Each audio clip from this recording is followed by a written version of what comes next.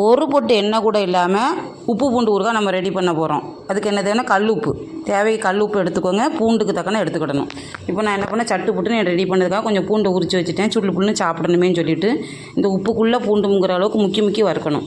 இப்போ பார்த்திங்கன்னா தேவைக்கு காரத்துக்கு வத்தல் புளியும் போட்டுக்கோங்க. உங்களுக்கு எவ்வளோ தேவையோ அதுக்கு தக்கன பூண்டுக்கு தக்கன காரத்துக்கு வத்தலும் புளியும் சேர்த்துக்கிட்டு இந்த உப்பு ரொம்ப கருக வறுக்கணும்னா செவக்க வறுத்தா போதும். இப்போ பார்த்திங்கன்னா இந்த கல் உப்பு போட்டு இந்த பூண்டு இந்த அளவுக்கு வெந்திருக்கும். மிச்சம் இருக்க தொலியெல்லாம் கலட்டி எடுத்துடலாம். இப்போ பார்த்திங்கன்னா மிளகாத்தலாம் பிச்சு போட்டுட்டு இந்த பூண்டையும் தேவைக்கு எடுத்து தேவைக்கு அவ்வளோத்தையும் எடுத்து வறுத்தது பூரா எடுத்து போட்டுட்டு கொஞ்சோண்டு உப்பு அதுலேருந்து எடுத்து போட்டுட்டு மிச்சம் உப்பை பத்திரமா வச்சுக்கோங்க. சமையலுக்கு யூஸ் பண்ணிக்கலாம். இது பூண்டு உப்பு ரொம்ப நல்லது. தூரப்பட வேண்டாம், வேஸ்ட் பண்ணாதீங்க. இதை என்ன பண்ணால் இப்படி ஸ்கிப் பண்ணி இப்படி அரைச்சி கொண்டு வந்தேன். இதே உங்களுக்கு டைம் இருந்தால் நிறைய வச்சு கூட அரைச்சி வச்சுக்கோங்க. 3 மாதம் ஆனாலும் கெட்டு போகாது. ரொம்ப நல்லது. வாயு பிடிப்பு இருக்கிறவங்க இந்த மாதிரி பூண்டு உப்பு ரெடி பண்ணி சாப்பிட்டு பாருங்கள். இதோட மனமும் ருசியும் தனி ரகம் தான். நீங்கள் ட்ரை பண்ணி பாருங்கள். சுடு சோத்துலலாம் போட்டு சாப்பிட்டா அப்படி இருக்கும். ட்ரை பண்ணி பாருங்கள். உங்களுக்கு